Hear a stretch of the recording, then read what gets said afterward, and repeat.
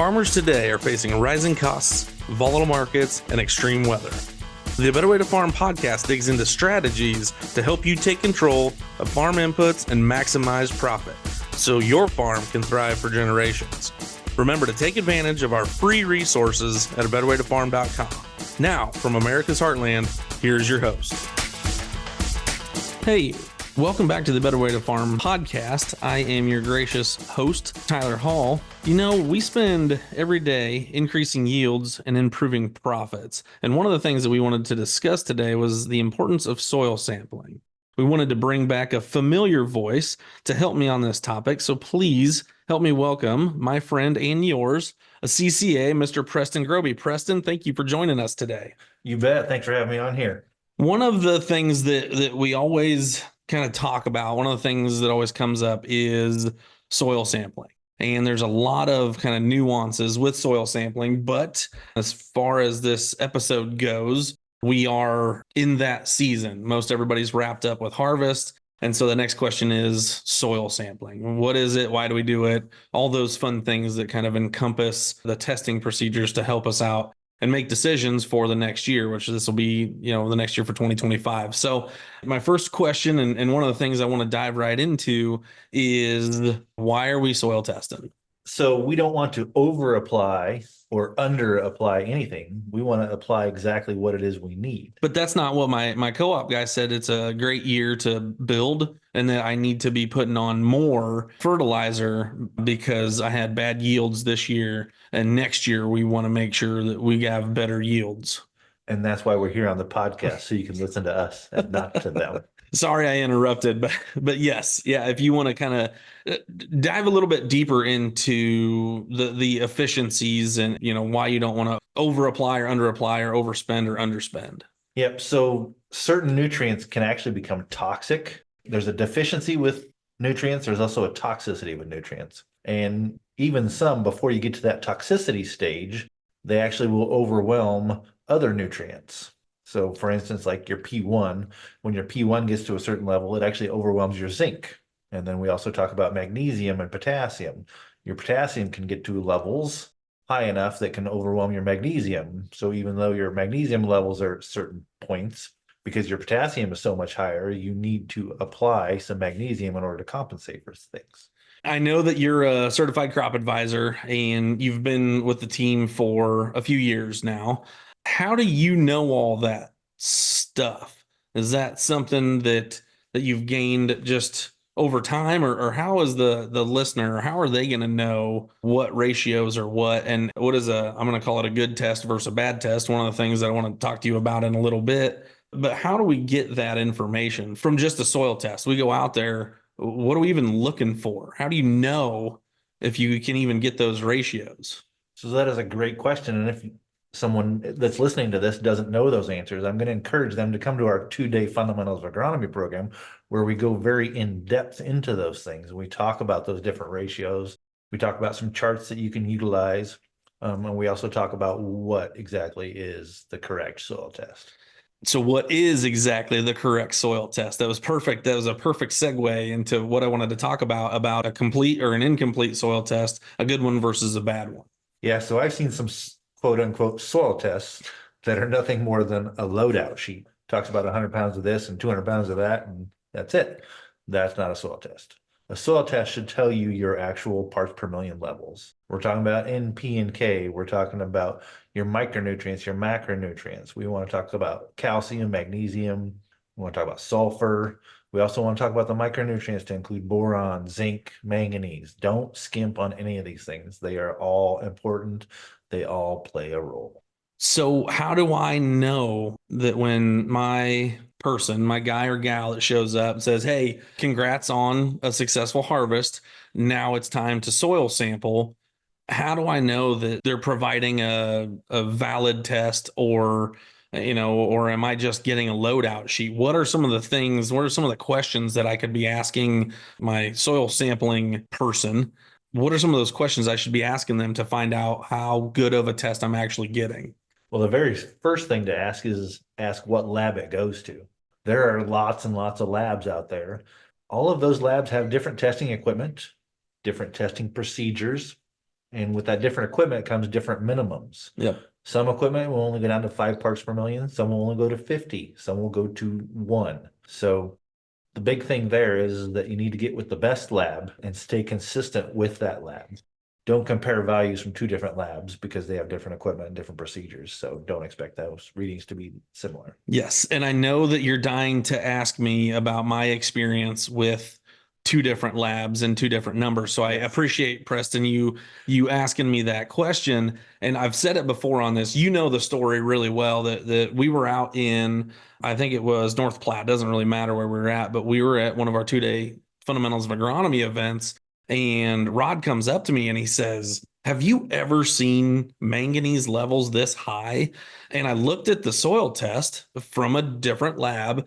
And to me, what I have known about, we have everything done at Midwest Labs. And so we have looked at so many thousands of samples that we just kind of know the numbers just looking at them.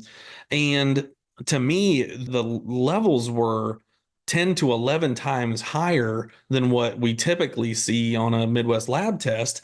And I started to ask the question, what in the world is going on? So I reached out to the lab, talked to the technical agronomist at the other lab, and they said, not jokingly, well, I wouldn't make a recommendation based off of that was manganese specifically. I wouldn't make a recommendation off of that manganese number because we really don't know. We don't have any confidence that that number is actually what it is. I'm like, well, so what are you supposed to do? And they're like, well, it's just kind of a general guideline that they're kind of in the range that they may or may not need manganese. I'm like, well, that's very broad. I could probably guess that a grower may or may not need manganese without even looking at a soil test, right? So to spend the money on a soil test, because they are these quote unquote complete soil tests, are more money.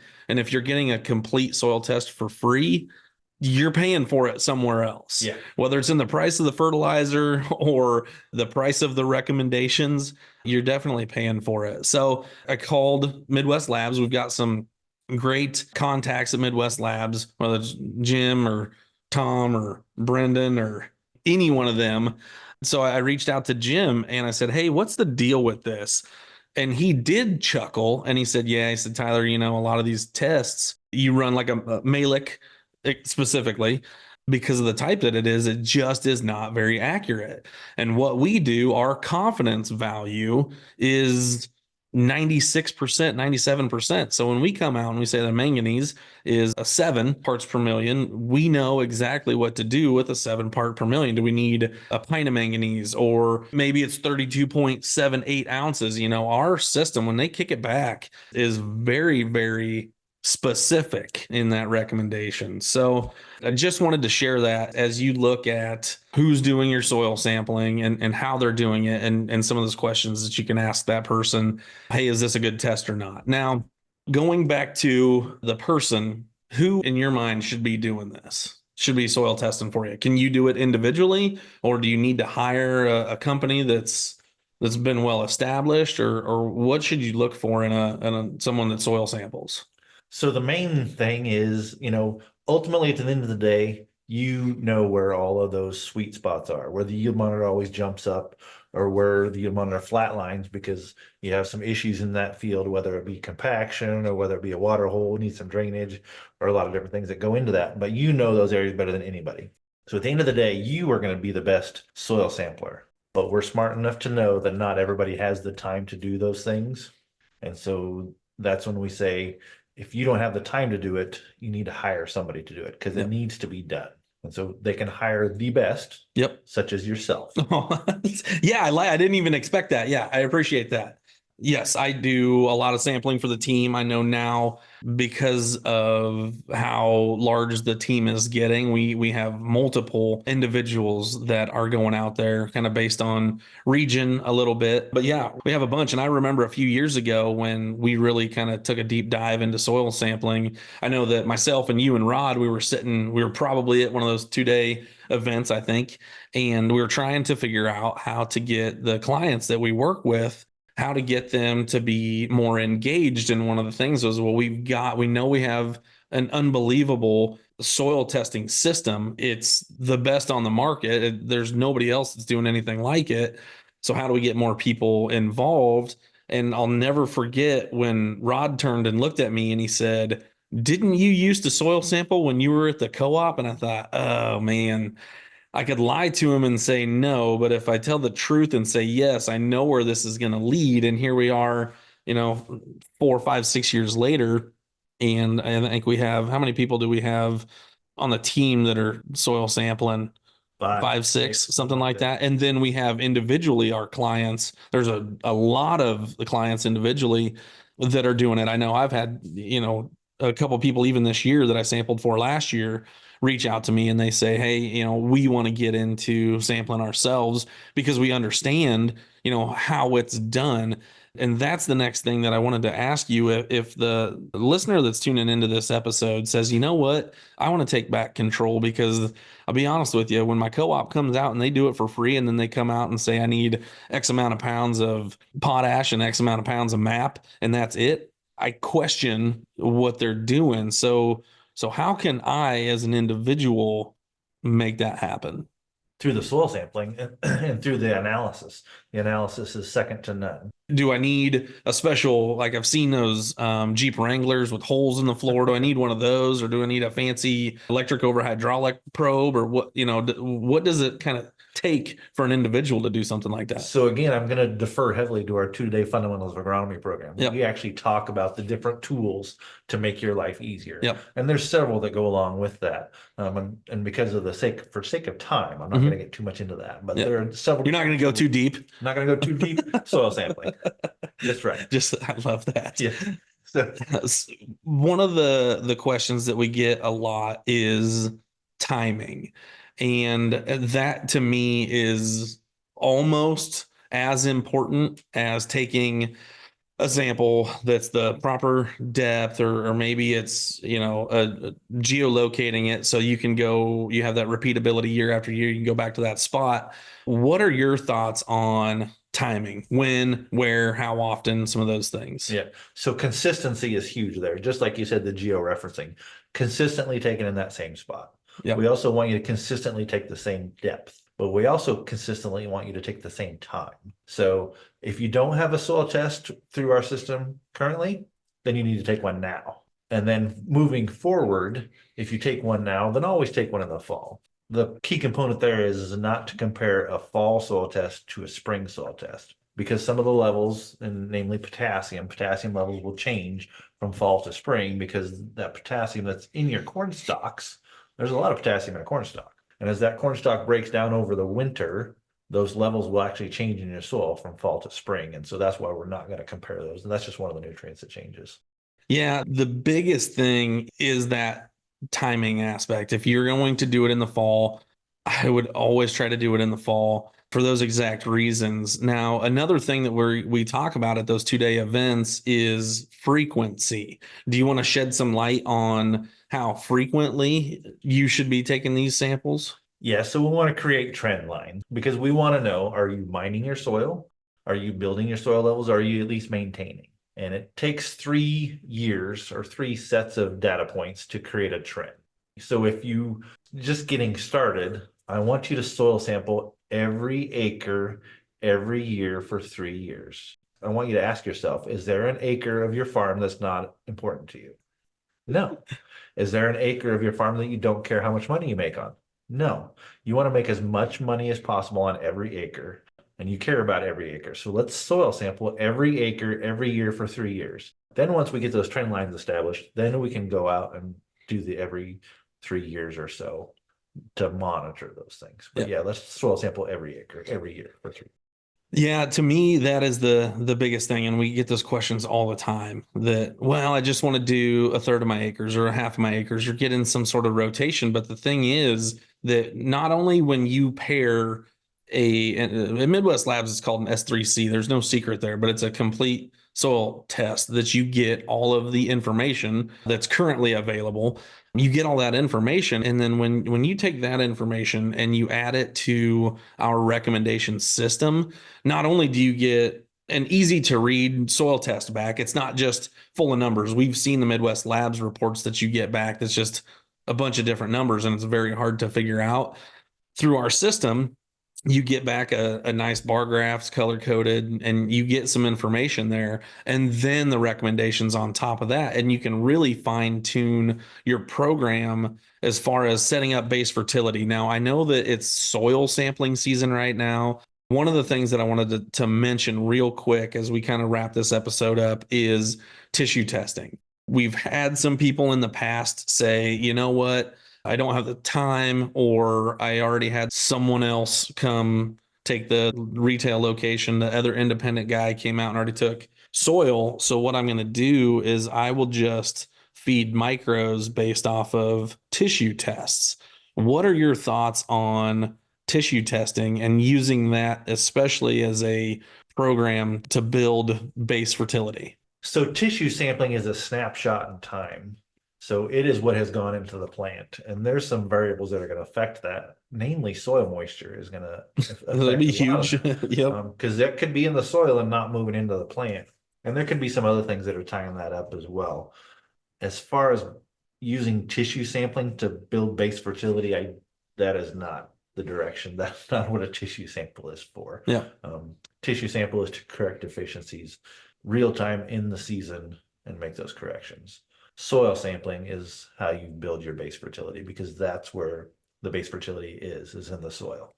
So if we can go back to that and the listener say, I already had, the retail location was Johnny on the spot. They were grid sampling right behind the combine. Now here I am in the fall or even the spring when I'm listening to this, I already have, and I've already paid for all of these tests.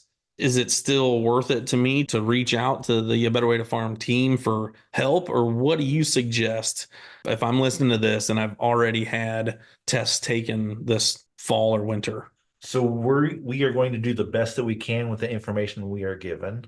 So you can send us your soil samples and we will do whatever we can with them. But if they are of the Malick mantra, or if they are not the right extraction methods, that information really isn't very useful to anyone. Yeah. And so I'm going to encourage you to do the samples through our system. Yeah. And reach out to A Better Way to Farm and get those samples taken yet this fall. And then you can see truly what a good soil test looks like and what a good recommendation is and how simple that process really is.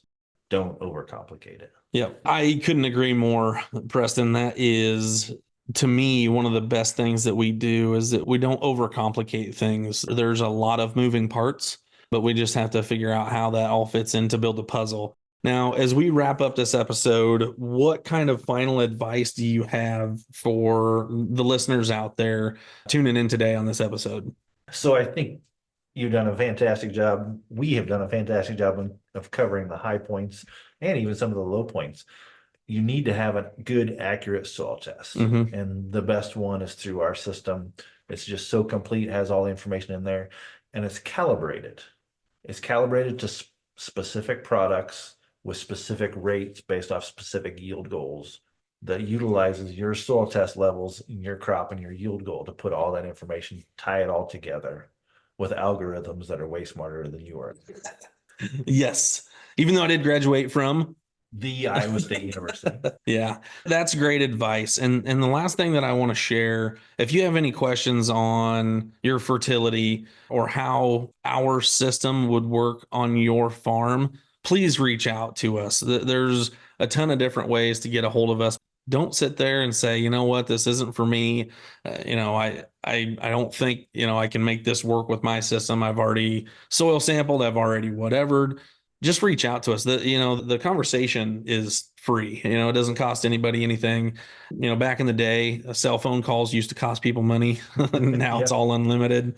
So just reach out to the team. And Preston, thank you very much for your time today. I greatly appreciate all of your advice and look forward to seeing you on the road soon. Sounds good. And thank you for tuning in to the Better Way to Farm podcast. We hope that you enjoyed this episode. Ultimately, we just greatly appreciate you. And as always, we hope that you have a better day.